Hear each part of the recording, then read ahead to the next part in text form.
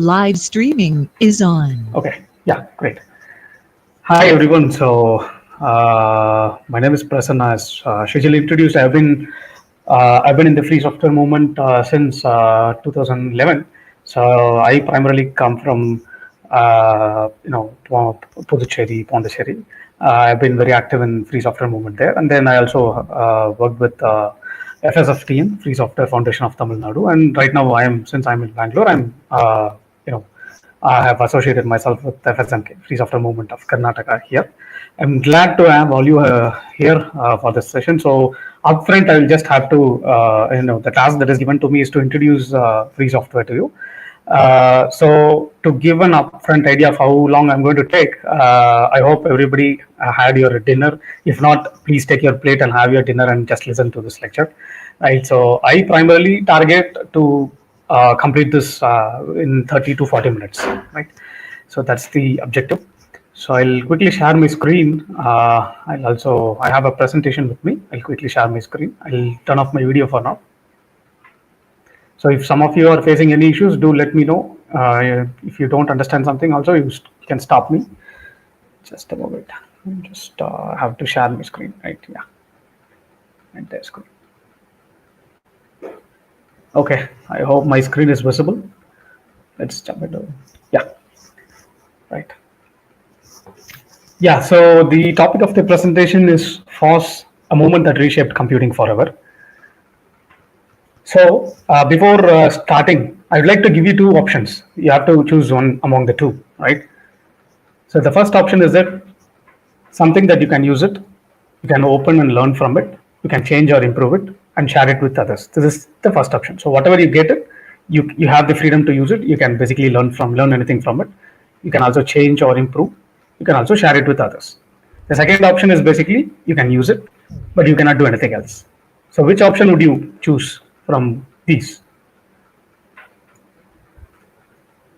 You can probably comment option 1 or option 2 in the chat. Option. Yeah, sure. Good. Option? Sorry, I did not hear you properly. Can you come again?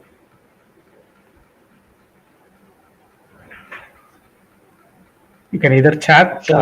Option 1, is it? Okay. So it's obvious, right? Anybody given these two options would definitely go for option 1 because you have more freedom to do with option 1 rather than option 2, where option 2 treats you merely as a user. That's it, right? You cannot learn anything from it. You cannot change or improve it. You cannot even share it freely. So that's what option 2 is. So if any of you have a preference over option 1, do let me know. Option 2, do let me know as well. We can discuss.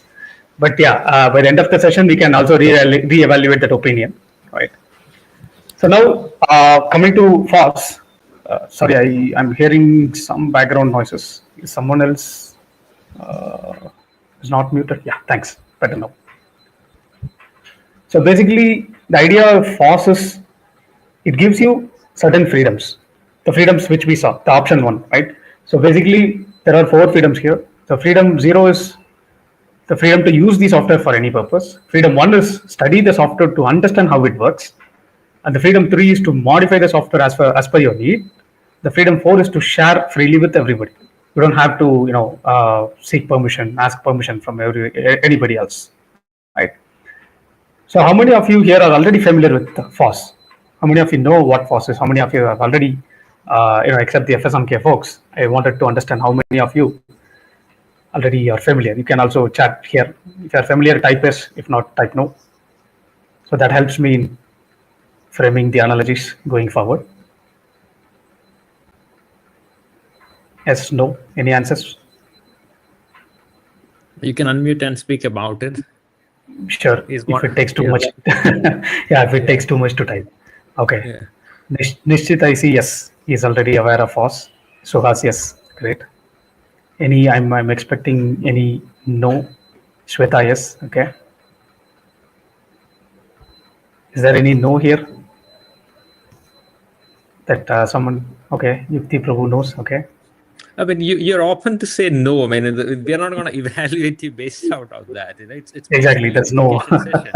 Yeah. That's true. Yeah. Yeah. So you feel free to share your opinion, right? Fine, I'll jump then. Yeah.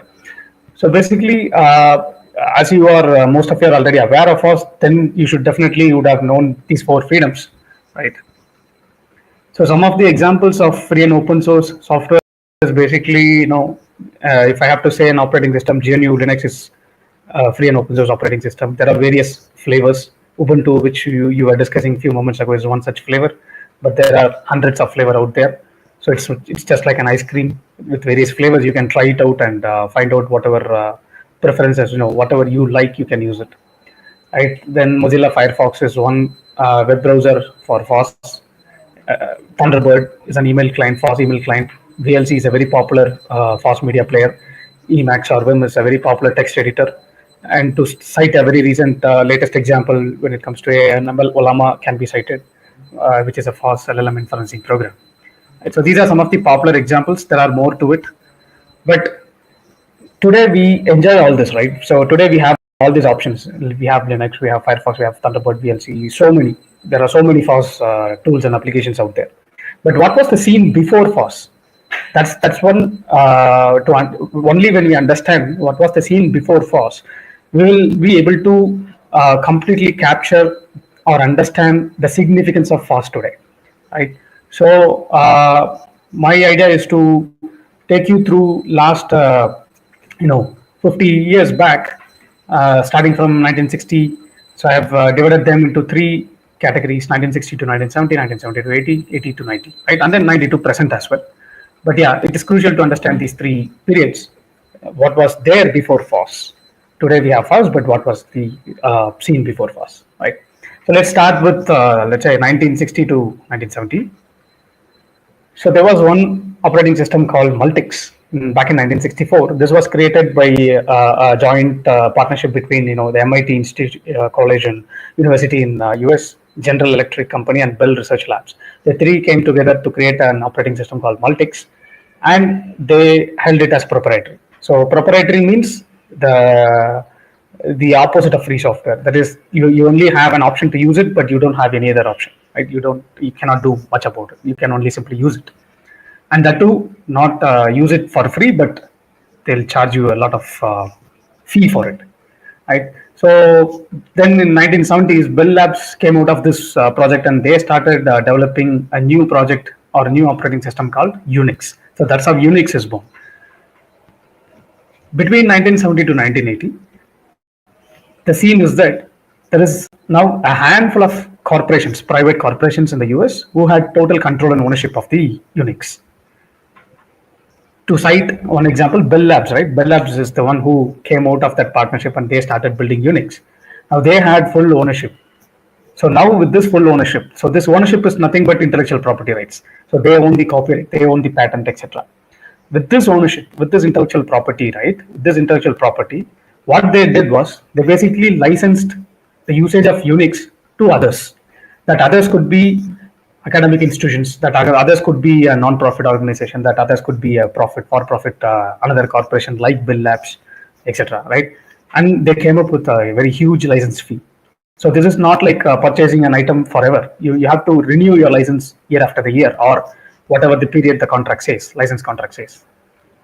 So these companies, IBM, Sun Microsystems, Microsoft, HP, so all of these companies and much more companies as well, these are some popular examples. They all got the license from Bell Labs for using Unix, and then they basically see when it comes to licensing, they back then they had various licensing. One licensing is just to get Unix and use it, right? Just to use it, you have to pay a fee, and that too with an expiry.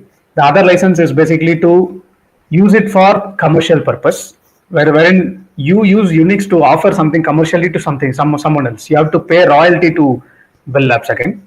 And if at all you want access to the Unix source code itself, so that you want to customize for your own offerings, you have to pay a huge money then. So basically, they have compartmentalized the license into various sections. So say, for example, just for using, you will have to pay $5,000. For offering a commercial, for using it for deploying it for commercial purposes, you have to pay $10,000. If you want access to source code, they had a fee up to $25,000. Right. So on top of that, even if you had the source code, if you modified something and now you want to offer it to other offer it commercially or non-commercially, whatever may be the case, you have to first get an approval of Bell Labs again. So without Bell Labs, without AT&T Bell Labs, none of these companies could actually do anything by themselves. They are totally tied up. They are totally dependent on Bell Labs, even for coming up with their own offerings. On top of that, what had happened also is United States government had put on a lot of restrictions to basically they banned selling of Unix even through licensing to a certain list of countries. Even today that continues. Imagine if you happen to live in one such country, you would be living in a country where you did not have access to any of these operating systems or hardware for that sake, right? So that's how the United States also establishes their control over how their position is always dominating in the global scene, right? So even today they maintain a list.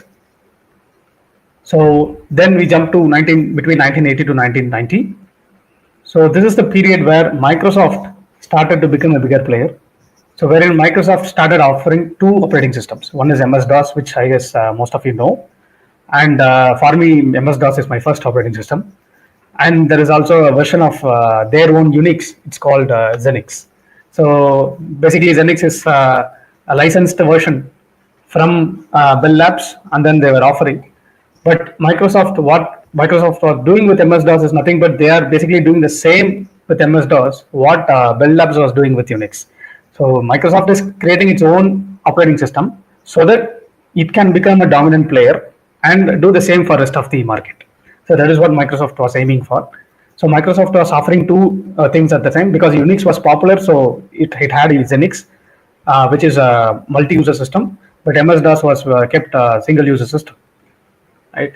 So then what Microsoft did with MS-DOS is that it granted license to IBM to sell PCs, IBM PCs with MS-DOS as operating system in it, so that Microsoft will now receive royalties from each PC that IBM sells.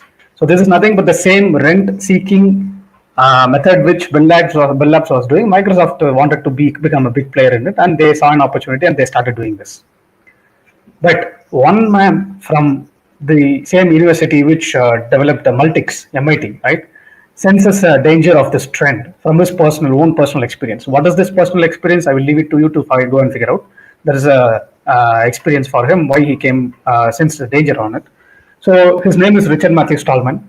Right. Once he saw the danger that these are the proprietary systems that they are building, and these proprietary systems are not just proprietary in the sense that they hide what and how it works, but rather they also put a license to it, and then they also can decide who gets access to this and who do not get access to this as well. This is a potentially a dangerous situation, and he also saw that prior to this, in the universities, right? So the knowledge was freely shared. So one researcher finds something, one researcher comes up with some piece of code, he'll basically share it with everybody else so that it helps them as well in their research, right? So any programming development, any software development, any research work was freely shared between them. That practice is what is called as hacking, right? That practice, that's why they call themselves hackers, right? Hackers not in a negative sense, but in a positive sense. The negative sense, it's not called hackers, it's called crackers, right? But then the popular media, in the movie, Hollywood, etc., we see hackers as someone as with a negative connotation because that's how they are projected, right? So then RMS is the first person who laid out the principles of free software. The principles which we saw earlier, right? The principle is like the 4 freedoms: to use, study, modify, and share it with others, right? These are the principles of free software. Of course, yeah, these are the 4. And then Free Software Foundation was established, and they came up with the very first license. It's called GNU GPL, General Public License. So this is called as a viral copyleft license. In a sense, copyleft is a wordplay on copyright. So if copyright is how Bell Labs and Microsoft and others are restricting usage of the software, copyleft is taking copyright and then reversing it. Copyleft is still a copyright, but this copyright says you are free to do all this. You are free to use. You are free to study. You are free to modify. You are free to share. You don't have to, come and beg me. You don't have to wait for my approval. You don't have to be in mercy of mine. So you are free to do however way you like. So that is what what the copyleft is all about. So GNU GPL is the very first license that came out. Then later came other licenses like LGPL, AGPL. LGPL is targeted at libraries, and AGPL are targeted at server-side softwares. Right. So once internet boom started, so there was a need for AGPL to address the server-side software. So AGPL came along. LGPL came earlier, I guess, because libraries were there all the time, right? So LGPL should have been much earlier than AGPL. Today you would see, again, hundreds of licenses again, if not 100, at least, in 50s or something like that, right?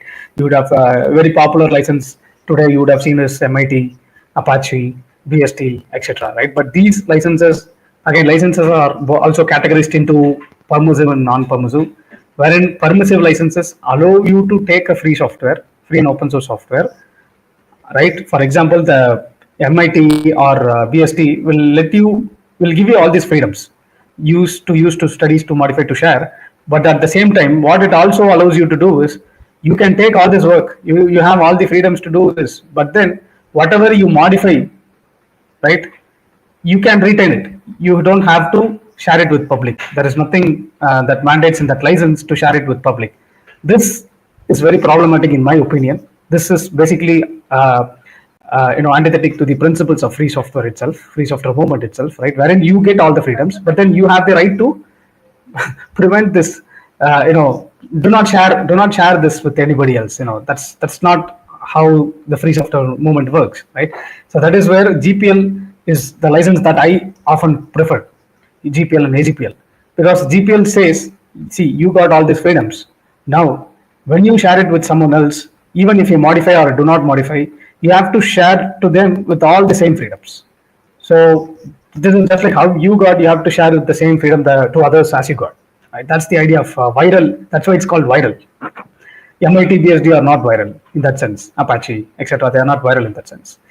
Right. So this distinction everybody should understand, so that it helps you in choosing what license to attach to your project, whatever work you are doing. So now jumping from 1990 to present, so this is the point where free software was born. A GNU project was born. When GNU project was born, RMS did not only establish the principles of free software, but rather he also launched a project. That project is called GNU project, and he came to the public and he said, he basically sent an email to the mailing list and said, hey folks, so I'm launching the GNU project today, which means that we are going to build and a totally free ecosystem. The abbreviation for GNU stands as GNU is not Unix. So it's a acronym again. So GNU is not Unix. Okay. So basically, we want to build an ecosystem just like Unix, but it's not Unix. But everything else looks like Unix, so that everybody can simply take it and use it. So we all build it together and publish this as a free software under this GPL license, right? So that's how the free software movement is born. So it was in 1983 that this movement was born, GNU project started, and what had happened since then. So today, the internet that we use, right? This internet exists largely due to the FOSS. When I say FOSS, it is the core protocols, open standards. The World Wide Web, HTTP, take any application layer or any transport layer protocols that you come across today, be it HTTP or be it TCP/IP, right? You take any protocol. These are all open standards today. So this is basically the idea of FOSS, wherein let's build a standard, let's have it open so that it's not tied to a particular vendor.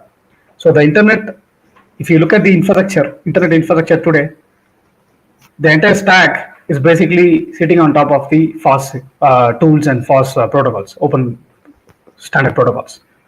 And again, servers are inherent part of internet, right? So servers are affordable today is also because GNU Linux. Imagine GNU Linux did not exist. We will only have Unix and various flavors of Unix, and also Windows, and also Mac or whatever, right? So in fact, Mac's Darwin kernel is one such variant of Unix again, right? So these are all proprietary systems. They are going to charge you a lot of amount for just simply running a server just to test your application or whatever the case may be. Today, the cloud computing giants are able to offer you at a lower cost, it's primarily because of FOSS. It's primarily because of GNU Linux. If you use GNU Linux operating system, you are literally getting the operating system charges free of cost. No, there's no license cost involved, right? So inspired by the FOSS movement, then later came in this period, various other movements came in. So one such movement is again Creative Commons movement. Then open data came in. Then open hardware came in. So it is because of these projects today we have Wikipedia, today we have OpenStreetMap, we have Stack Overflow, we have Open Library, etc. Right? Say for example, if you want to know something today, the first source that we go and refer today is Wikipedia. Right? The accuracy may be different depending upon how much citation is there, etc. But this has become the go-to source today for the online encyclopedia, which is Wikipedia. All the content in Wikipedia is licensed under Creative Commons, which means everybody can participate in building the Wikipedia, creating an article. At the same time, everybody can basically consume it and use it for various other purposes. That's what Creative Commons says. It's very similar to the GPL or other licenses, right? So open data is again wherein it is concerned with the data, rather not software, not about creative contents like pictures, images, articles, text, etc. Rather, it is about the data. Like the data could be of anything. Data could be of environmental data, the data could be traffic data, the data could be geographical data. There are so many data. For example, census is such a data, right? So OpenStreetMap is one such project that's a result of open data. Wherein people can contribute in building the global map, map your own region and enrich it. And then all the data is available back to you so that you can use that data again for your personal use, or you can use the data for, building your own map of that sort, or you can even, I guess you all know OpenStreetMap, I believe so. Stack Overflow is very popular. Everybody should have known this. So all the question and answers of Stack Overflow was available under Creative Commons license, but there was some after this AI crawlers, etc. Right? I guess Stack Overflow had put some checks in front of it so that many are not able to, get the dump of Stack Overflow even now. That is something critics have, started attacking Stack Overflow for not complying to Creative Commons. That is something we can see. An open library is started by so Wikipedia and Open Library are projects that Aaron Swartz himself, personally contributed to. So if you do not know who Aaron Swartz is, take this as an activity. After this session, maybe you just simply go ahead and search who Aaron Swartz was and just learn about him. Okay, so now we have seen what was the scene back in the US or the West or the global, not global, but rather in the US. That's what whatever we saw earlier is all about, what was happening in the US. Now let's come to the scene in India. So what was the scene in India?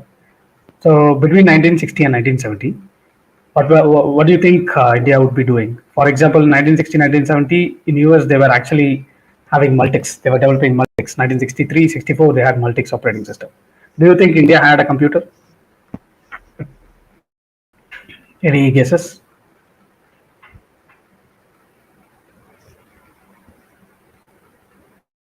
Yes, no, something should help me.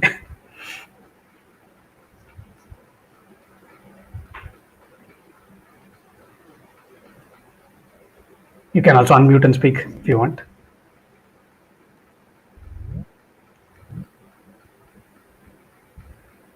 Any guesses? Okay. I don't know why this. Yeah. Okay. Praveen says yes. Okay.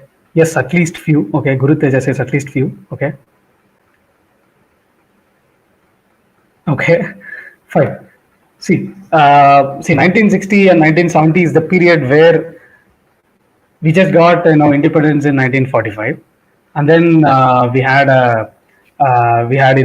framed our constitution in the 1950s period, right? And then we are basically India did not have enough resources at hand to become an industrial nation. So when I say industrial nation, we did not have large steel plants. We did not have basic core materials to build any industry. That was the situation we were back in, right? Because we were colonized, etc. Right? But the policies of the government back then had actually was a planned policy. There was a 5-year plan targeting development, right? So as a result of that, The first usage of digital computers in India was back in 1960, 63, I suppose. It was in the Indian Statistical Institute, Kolkata. Right. So, but that is not the same computer as we envision today. That computer is not the same. The 1960s computer was totally different. It was merely a calculating machine. It was not a computer in modern sense, right? So, but then where did this computer come from? Did we build our own computer? No. So, Indian Statistical Institute basically rented this from IBM, this model IBM 1401, for approximately rupees 1000 INR per month, right? So this is equivalent to the 1000 INR back in 1960 is maybe roughly equivalent to 30,000. I may be wrong. This could be higher also, but I just checked in the internet and came up with this number. So if 1000 INR is it was 1000 INR in 1960, then if it is today, it is 30,000 INR per month. Right? Just to you are paying as a rent to IBM every month, whether you use it for productive purpose or not. For the sake of hiring it, you will definitely have to pay this cost. Right? This cost is a huge cost, right? When it comes to because this is public money, right? It's a taxpayers' money. So India was also was in a position which cannot simply waste money as well, right? So that was back, but it was put to good use, I would say. So Indian Statistical Institute was actually using to conduct surveys, census, etc., which was put to good use. Between 1970 and 1980. There was a public sector company established. It's called Electronic Corporation of India Limited. Its task was to develop our own digital computer, and they did. They did develop two computers. One is TDC 312, and another one it is succeeded by TDC 314. Right. So we wanted to be self-reliant. We wanted to be not dependent on external entities for our own technology needs. Then came C. as well. Center for telecom, basically. So this is also a public sector company. They also started developing indigenous telecom systems.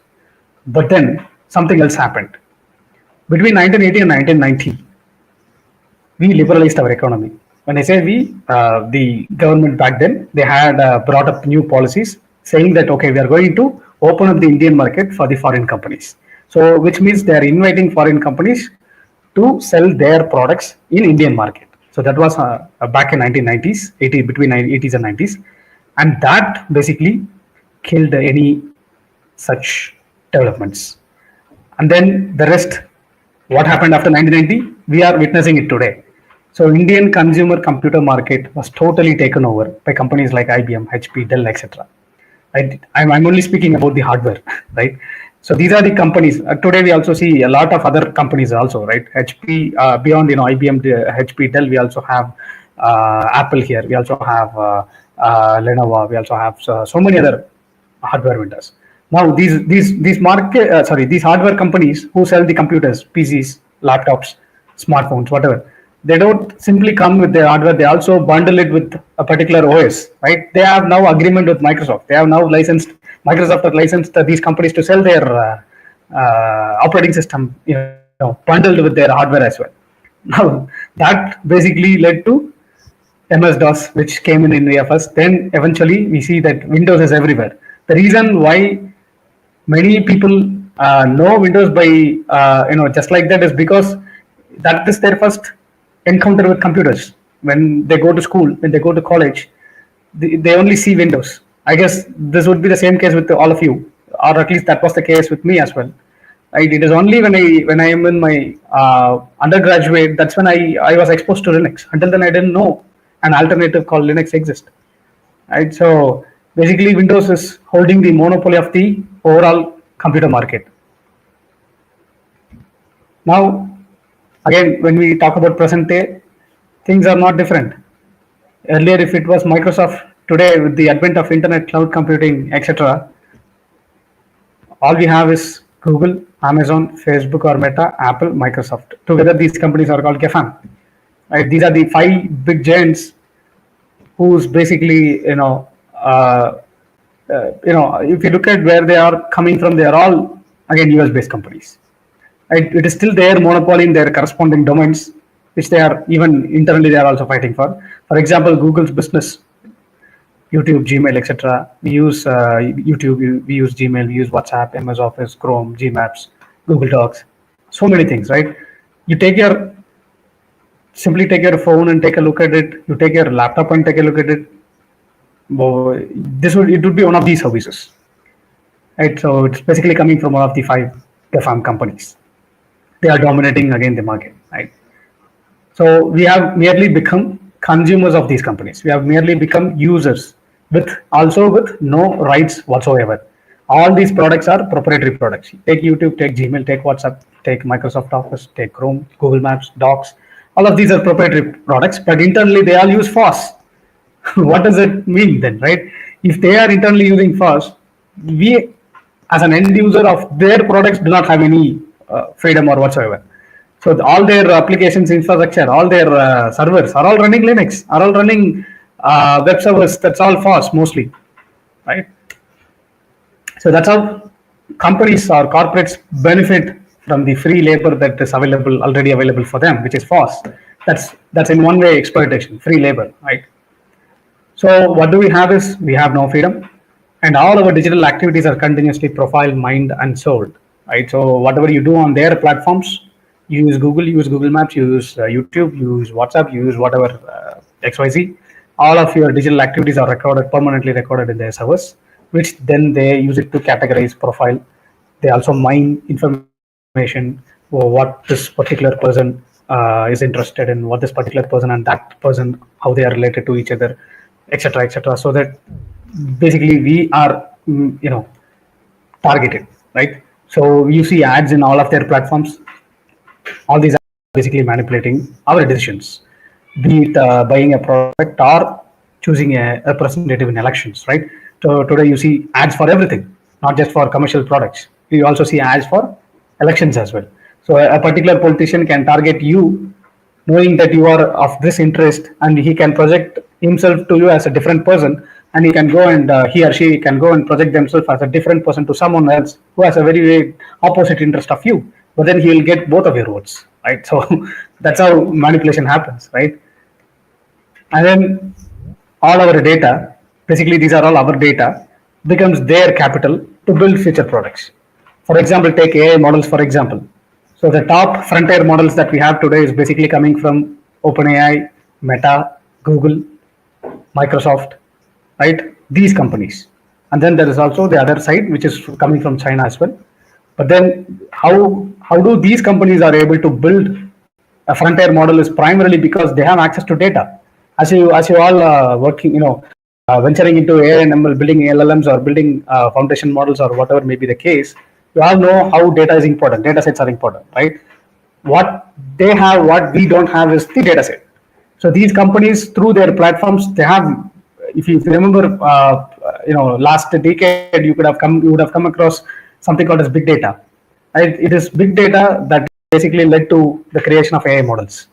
I mean, I'm saying the data availability of data with them, right? So the data is basically concentrated in their hands, which gives them an advantage, so that no one else can compete with them today, because they'll be far ahead, building their improving their models, building their models with various data sets they have.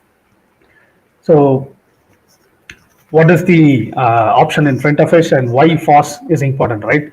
So because FOSS provides a hope and opportunity for a country like ours, for any country that wants to develop themselves free of clutches from outside, be it Africa, be it India, be it China, be it Southeast countries, etc., right? Egypt or any countries.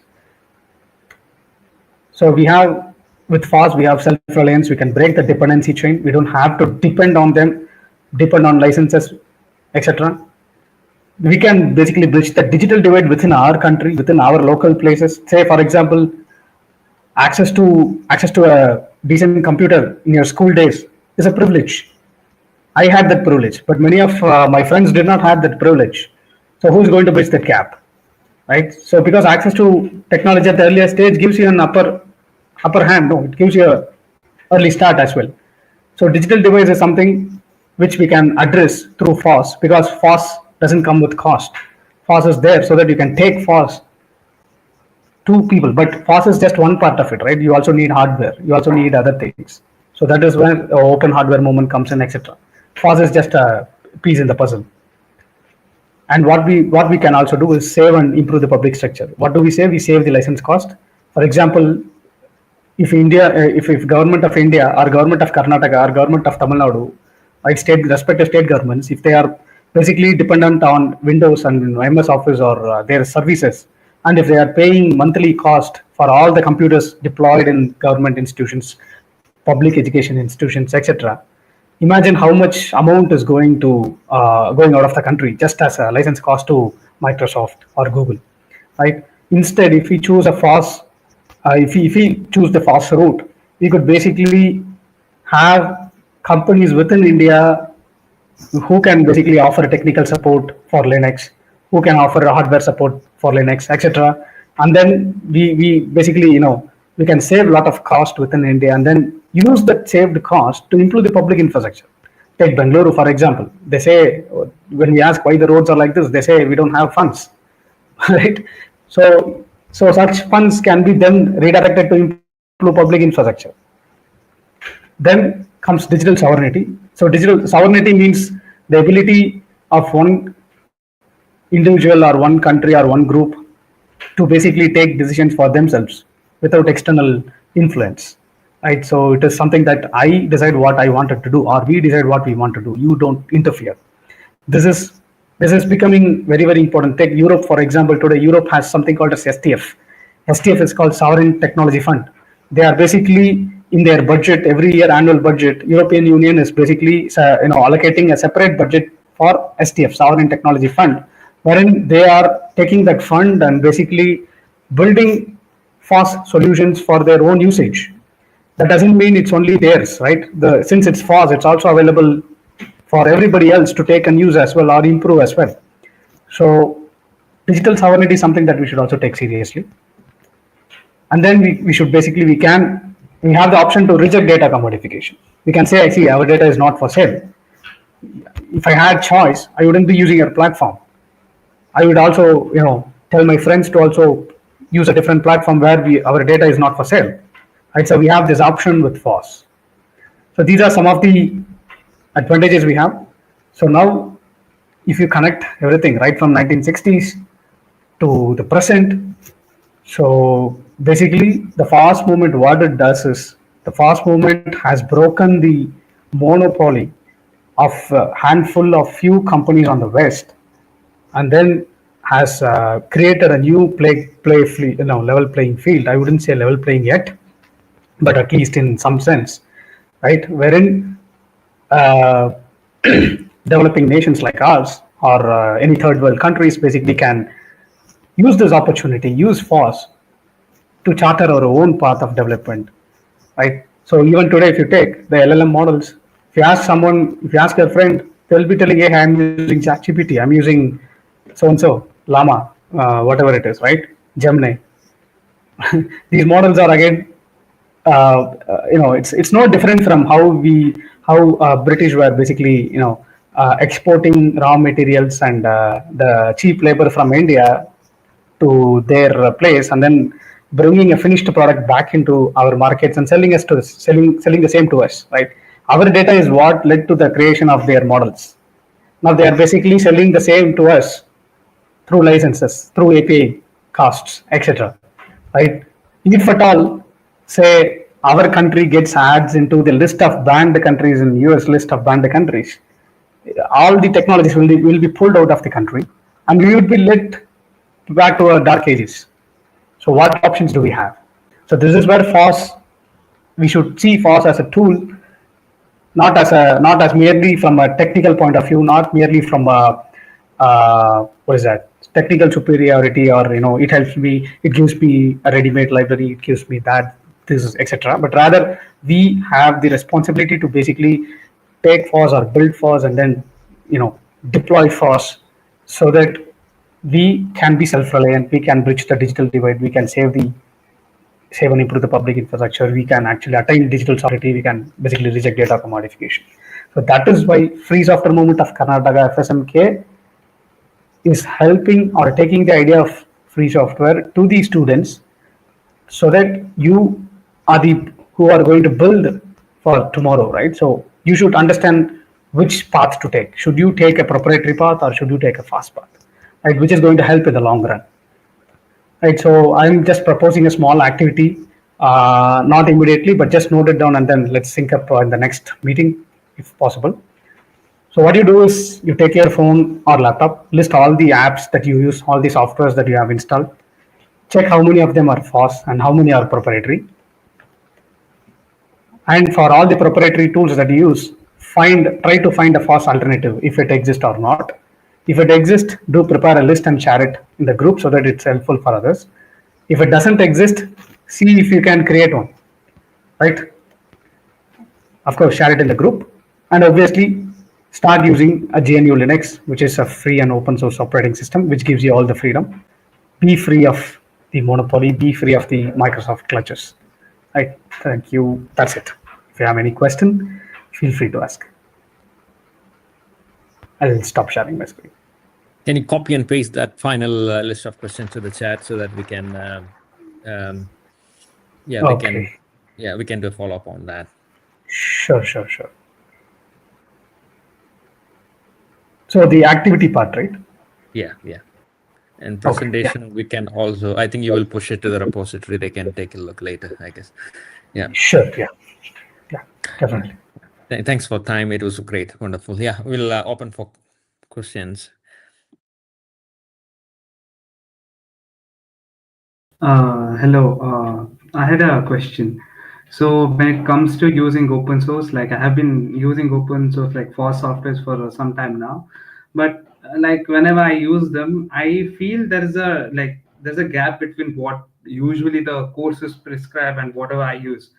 I mean, I have been, for example, now in first year we had a CAD, computer aided design. So of course our college used the Solid Edge, but I tried using it in like FreeCAD. But the problem is, first of all, the compatibility is the big problem, because like whenever you want to have a like file which is cross shareable, it's a huge problem. So maybe like like telling the educational institutions to use open source tools would be better, but some tools are not yet to the mark. So what do you think, like would it be okay if we don't achieve that mark and you start using open source anyways, or is like corporate tools still okay in those scenarios? Yeah, sure. That's an important question, and I have, I graduated back in 2011, so I have been facing. I also face the same. Yeah, I understand that. See, I would suggest. See, what I did back then is that, yes, of course, the syllabus is very much tied to proprietary tools. For example, take this is where I would like to point an example from Kerala, the government of Kerala. What they did was they basically came up with a project called IT at School in Kerala. Right. So this project, they basically devised the curriculum, or they basically set up the labs, everything with both proprietary and FOSS tools. Say for example, if the computers had Windows, that computer will have a dual boot, which is again Linux, right? So they'll basically have a Linux, and inside Linux they will also have all the alternatives for the proprietary software that's used in the education. So that's how today, if you go to a school, government school in Kerala, and if you come across a lab, you will find that you get access to both. You're free to choose, either this or that, right?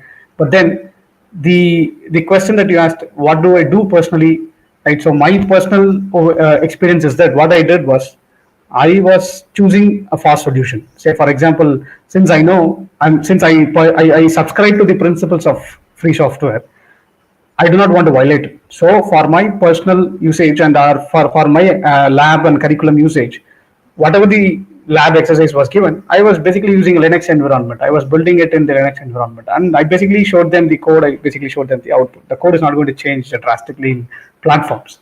The question comes in what tools you use and what is the say for example MATLAB versus something else, right? Something else in the FOSS side. If it is not up to the mark, I would say start using it. But if the institution is forcing you, you will be left with no choice. That is the only reason why until I graduate, I had Windows also as a dual booted operating system in my laptop. As soon as I graduated after college, I threw Windows out and I only had Linux. Till date, I'm only using Linux. Right. So That is because the institution is forcing me to give the document only in the DOC format. They are not ready to accept open document formats.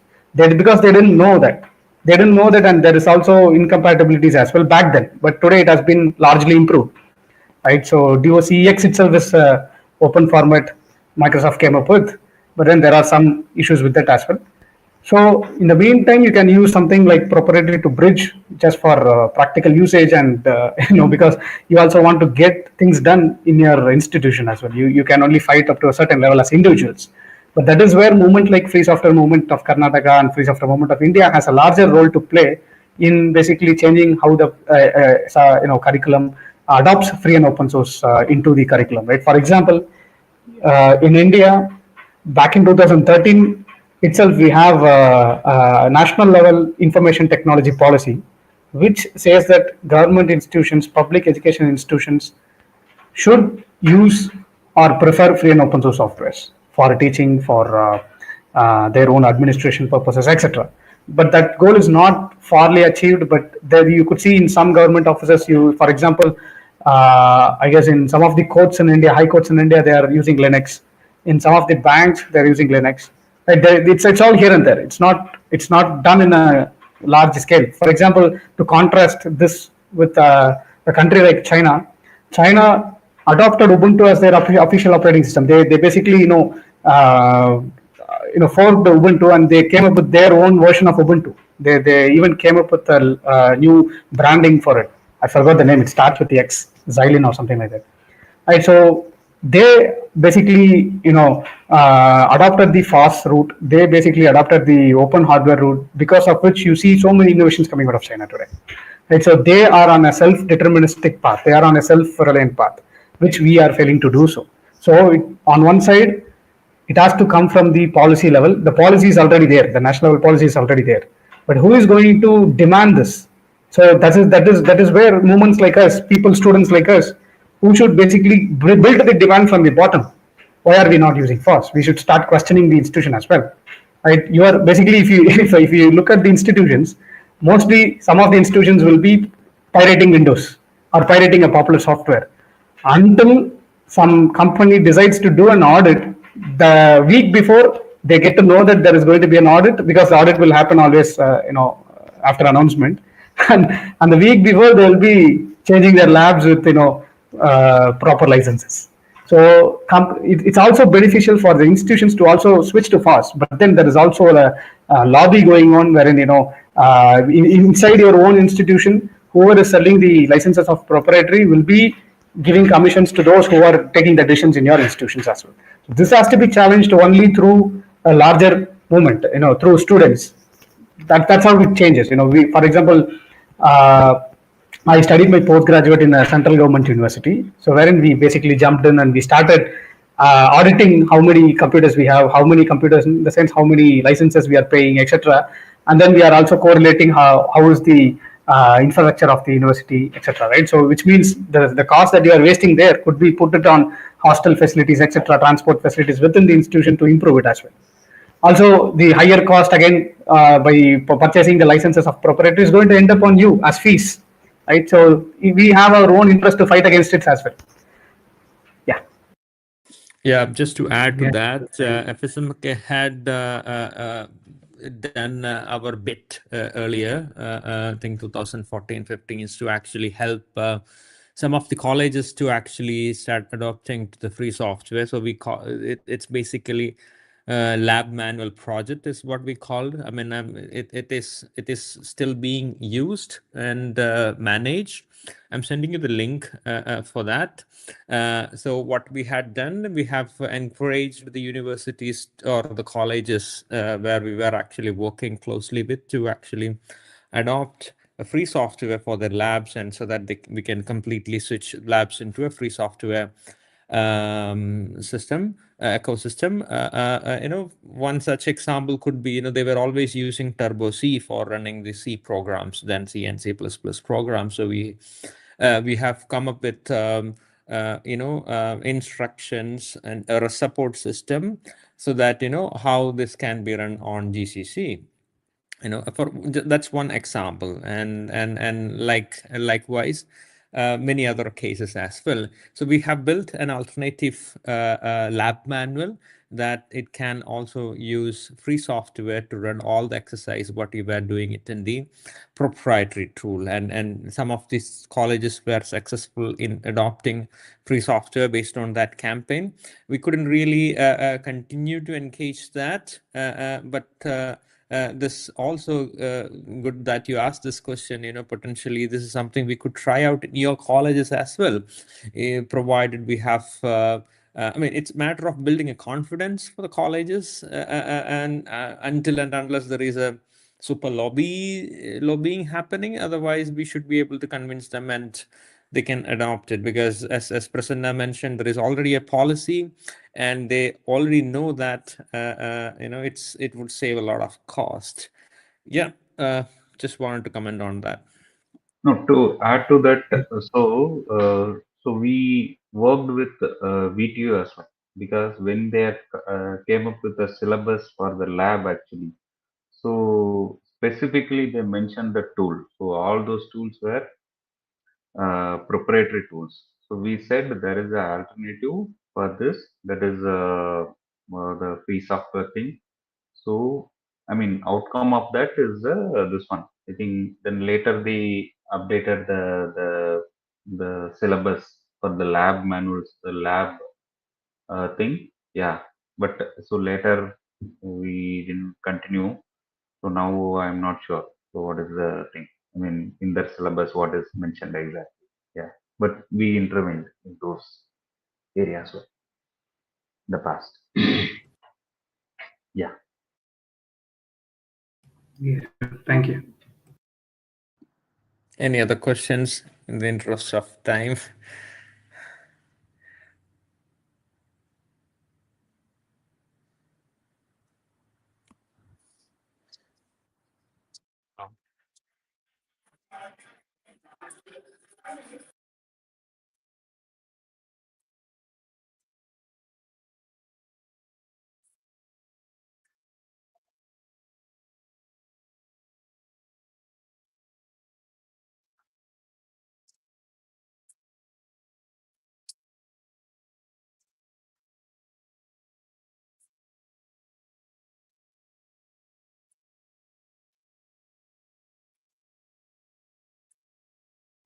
So there is one question in the chat. What is your take on cost and open source? Yeah. I think both questions are somewhere overlapping. I understood the question posted by Shweta and STV as well. So, see, yeah, that's a good question again.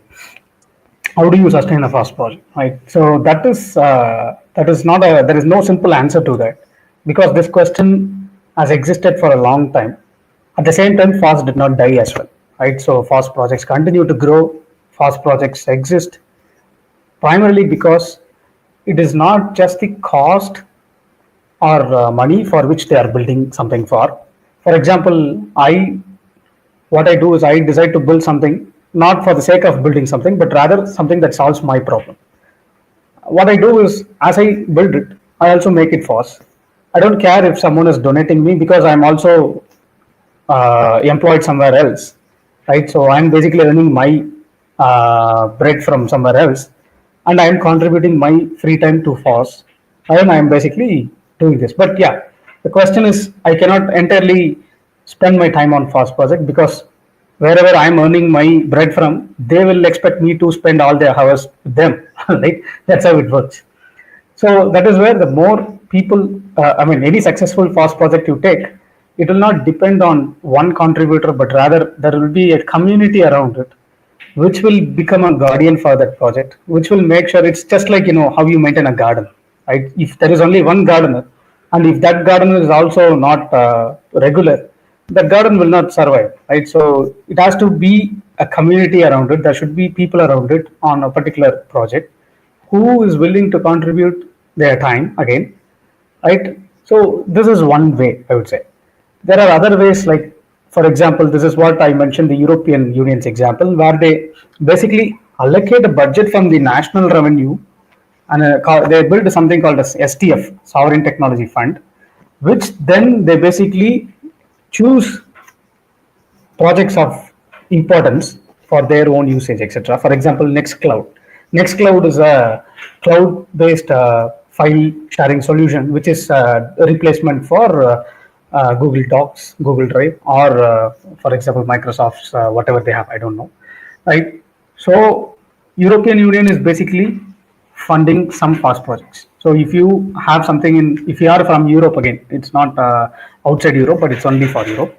But we, as other nations, also benefit because it's FOSS, right? Because these governments are also spending on. So it is essentially, take for example Kerala again, within our own country. Kerala has established a body called ICFOSS, International Center for Free and Open Source Software within Kerala, wherein they also support FOSS initiatives within Kerala as well, right, through funding, etc. So what we should basically move, the ideal logical step I would say is, it has to, if someone wants to work purely on FOSS projects and also want to meet their daily ends, then since FOSS being public, it has to come from public fund as well.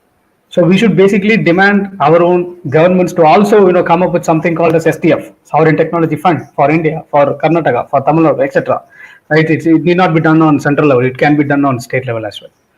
Right? So that is another route. So in fact, this is also why some people on the internet also, if you see, they'll argue that this is one use case for universal basic income. If you have universal basic income, then that income can basically help the person, meet their ends. At the same time, they can also work on FOSS projects as well, or they can be creative in their own ways, not necessarily FOSS. They can be also creative in their own ways. So, but as you pointed out, corporates basically they exploit FOSS because the commons, it is just like a lake, right? The lake is enriched by the people around the lake. The people are actually making sure that lake is not polluted, that lake is maintained clean, that lake is always, not encroached, etc. But then all of a sudden, a big corporate comes in, like a Coke factory or something comes in, and then they start sucking water out of that lake. Now the people are left without water, which is what is happening today in the case of AI models, right? The large data centers that are set up in US, if you take a look at the region, people are complaining about lack of water because drinking water is what they are using for cooling their massive data centers. So this is not just a technical problem. This has become an environmental problem, but at the same time, it's also become a political problem as well. Right. So the funding for a FOSS project, volunteers, public fund is the way to go, I would say. But yeah, there could also be new ways. But we should also be,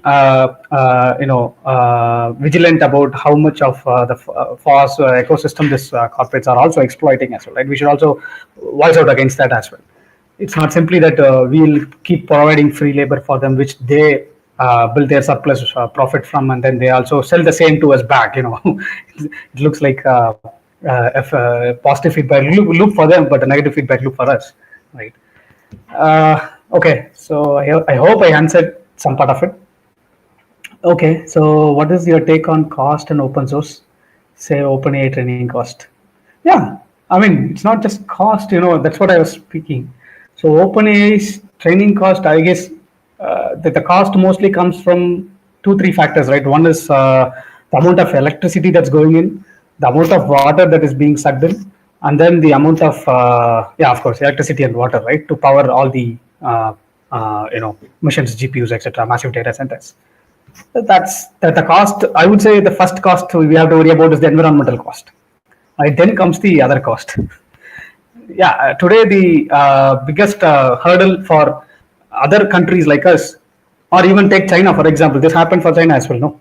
US banned NVIDIA from selling the most advanced chips they have, most advanced CPUs they have, which is A100 and H100 to China, just to prevent China from becoming a leader in AI again, right? So hardware itself is a constraint when it comes to AI training, model training. So that is when Free Software Movement of India, FSMI, the Telangana Andhra Pradesh chapter of Free Software Movement of India, they have established, tied up with IIIT Hyderabad, and they have established a center called Vishwam.ai. If you go to this website, you will see that Vishwam.ai. So basically, they are trying to build infrastructure for training for movements like us, for global south, for people who cannot afford and want to be independent of these, GAFAM companies, right? So we need such initiatives. If you see Latin America, they are building their own, right? It's not just everybody now takes this digital sovereignty very seriously. It's time that we also take our digital sovereignty seriously as well. Yeah, I'm not sure if I answered your question about cost and open source. So if you had something else in your mind, if I spoke something else, I'm sorry. If you can, you know, find your question, I will be able to answer, or someone else will be able to answer.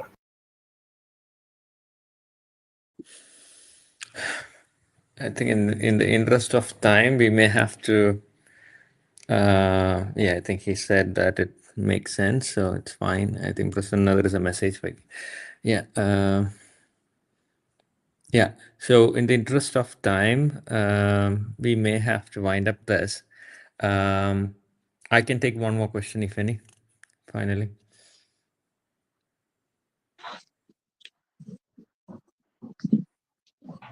Yeah, hi. Like one small doubt regarding the usage of LLMs or any sort of proprietary models for development or improving FOSS software.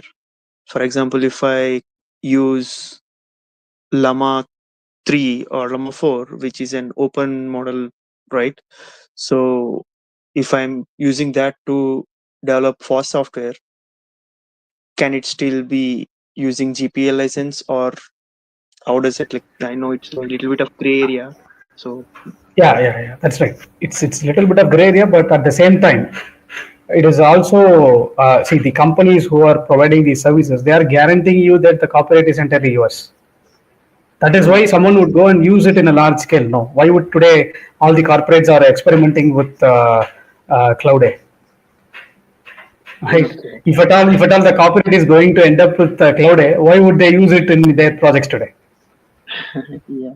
So they are arguing that the whatever the code that LLMs are spreading out, right? They are arguing that it doesn't come under copyright. The copyright is entirely yours. That's what they are saying. Okay. But if you take you can build any project using that, and you can put a license like GPL, etc. No one is going to question you. But then when you want to contribute to an established FOSS project, you have to check with the existing contributors, existing maintainers, if it is okay to use such a tool. Right? They may object for that. Okay. Okay. Got it. So is there any open like models that are built only on top of FOSS software? Like, are we? Is there anything familiar? Yeah, see this model building on top of FOSS or FOSS models itself, the definition itself is very gray, as you said. No, for example, what do you in terms of software? It is very clear what FOSS is and what proprietary is. Right? We have well established rules here, but when it comes to AI models, what do you mean by FOSS here? Do you mean releasing an open weight model as FOSS, or do you mean that including access to whatever the data set that you used to train, should that also be accessible? Yes. Or whatever the code you used to train, should that also be accessible? Everything else plays a role in building a model, right? It's not just the code that used to train, but rather what data set you used, what code you used, etc. There are so many other things in play, right? So that is why that part is totally gray. The definition is gray, and there are attempts to clearly define in a non-ambiguous way what open source or what a free and open source AI model means. So that definition, I would say, is in a very still in defining it is in a very mature stage. Sorry, early stage. It's not a attained maturity. So it's up to us now. We also should basically think about these questions and start adding clarity to the question of what is a FOSS AI model. Okay. Yeah. No, Because today, sorry, just a moment ago. So because today we have DeepSeek, which is called the open weights model. We also have what is that? Today I think OSS, GPT OSS, which is their OpenAI's open weights model. But should we stop there? Is open weights enough? Open weights is okay to take it and basically customize the weight and then fine tune or do whatever you want with that. But then what data sets you already had access to? Do I have access to that data set? Right? That is again another question, because I want to understand the biases. I wanted to look at data to see what biases it had, what incorrect data it had, so and so. So that also contributes to the model's behavior. And how ethical and unethical ways you collected the data, and whose consent was obtained in the data, etc. There are so many things. That is where OpenAI is being sued in large places, that they have used copyrighted, they have infringed copyright of various publications, etc., etc. You see so many cases around OpenAI, right? So this is where open data comes into play. Open data. Now our objective is to build an independent data set free of the corporate data sets, which is again available in open data license. Just like how Wikipedia is available today for training models again, right? So Wikipedia is one such example. Yeah, Raghu, please. You wanted to say something. Go ahead.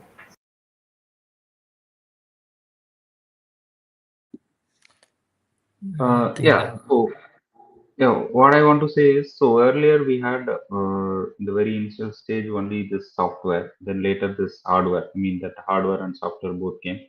So that time we were talking about proprietary software, free software. Then in the last 10-15 years, so the data so became the huge things. So as Prasanna said, it is because I think so right now we can say so we won the battle. So free software versus proprietary software. So whatever the company that we are seeing, I mean even in the big corporates, so they started adopting the proprietary software, but still that new thing that is coming, that is related to this AI, the data model or LLM. So in that, yeah, uh, so that's where the discussion that is going on. So what would be our position? Yeah, so there are many discussion that is going on. Yeah, I think in the coming days we can have more session on this thing, around this. Yeah. Yes, Vijay. Okay, so in the interest of time, I would like to conclude it. So we generally, especially to the interns, you might seen a lot of people joining today. So whom you may not be knowing it, apart from your mentors. So the idea is that every Wednesday we will have such sessions, which public also could attend. Maybe going forward, your friends also could attend. We at present we only invited people very close to FSMK, and they're not, public audience per se. So I think going forward, every Wednesdays, I mean, we will it need not be on Wednesdays. We will have such, sessions like this after your regular updates. Regular update can happen in the Signal group as usual, but the public session can actually happen on the meeting Jitsi or other platforms where others also can join. So you might think that potentially your friends or others also might be interested in such sessions. You could actually invite them as well. So we will actually find a way to actually announce it in advance. I think we are also announced in advance, couple of days. Maybe we'll try to announce in much advance, so that this can become a regular affair. So we will also try to publicize so that more people joins from FSMK. So we didn't publicize it on our social medias and other things like that's one point.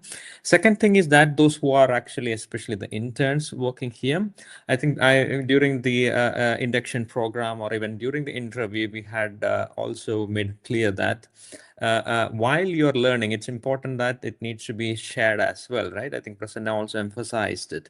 So I think the best way to do that is to actually form a like-minded, gather like-minded groups, and especially if since you're students in your college itself, we can also start organizing activities around this. We can actually have a detailed discussion about it. Since you have already installed an operating system on your machine, now or you can try to help others to actually port to free and open, GNU Linux operating systems. We could actually host an installation fest in your colleges with the support of FSMK. So I want you to also think about that, such ideas, and we can actually slowly have community formed in your respective colleges. We could support. We also know your faculties. I think that some of your faculties, and then we can actually facilitate that and conducting such programs. So whatever you learn, you could actually try to share it among your students or other classes, and spread the essence of the free software ecosystem in general, right? So that's where we can start. Somebody asked how this can change. This is the situation, right? One way is the bottom up change. The bottom up change starts from the classrooms. So we will actually. I want you to give a thought. I think you have had a wonderful session in the beginning, so you must have much more idea. What's this free software? And I think it definitely from when you signed up for internship and now, I think there is some different outlook you might have already possessed. So let's see how to take it forward while you're continuing with the internships. I want you to think about it and see how you can how we can have a small community formed in your respective colleges. At least start with the classes and take it forward. Yeah, that's pretty much I want to convey. And share that you have anything to comment about the internship in general. Otherwise, we can conclude.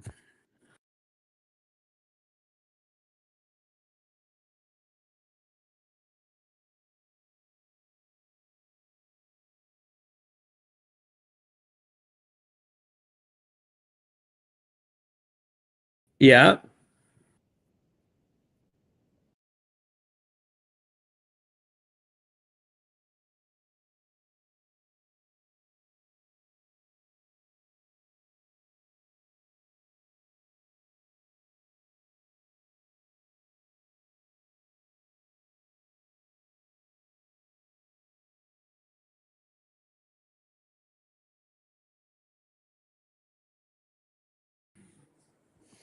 All right. Thanks, everyone. Good night. Bye. Good night. Yeah, good night. Thank you. Yeah. Good night. Good night. Thank you.